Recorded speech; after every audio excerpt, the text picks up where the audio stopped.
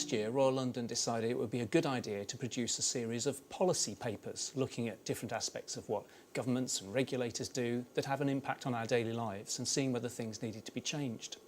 So the first paper we did was called The Living Together Penalty. It was looking at the ways in which couples who are not legally married but who live together as a couple are treated in the benefits system. And something very close to Royal London's heart is what happens when you are bereaved. When we started 150 years ago, we were looking at funeral poverty. We are a business that's very closely associated with what happens when you lose a loved one. And what we looked at is the way the state, the government, supports people when someone is bereaved. And if you're a member of a married couple and you're of working age, then the state is there for you. Because, for example, if you're a woman whose husband dies, he's paid national insurance into the system, and that means you can claim a national insurance benefit as a bereaved person.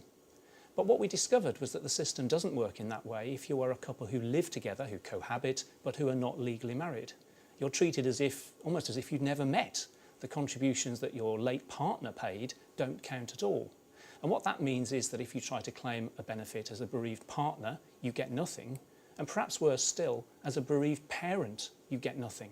So although there are significant benefits in the system for people who are part of a couple and have children, if you weren't married, you get nothing. And we think that that's unfair. So we produced a policy paper to try and estimate the scale of the problem.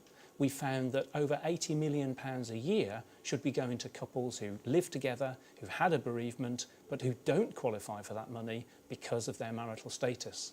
And we think that that's out of date and unfair. There are over 6 million people in Britain today living together as couples, and that number grows every year. And living together as a couple isn't just a temporary phenomenon on the way to marriage. These days, many people are choosing to live together as a permanent thing. And we think that the system that we live in should reflect the world we live in, not perhaps the world of the 1940s when all these rules were designed. So we produced this paper to have a sense of the scale of the problem and to get government, when it reviews benefits, and committees of MPs when they look at these issues, to think whether we need to update the system to be fairer to all. And we hope that our paper is an important contribution to that discussion.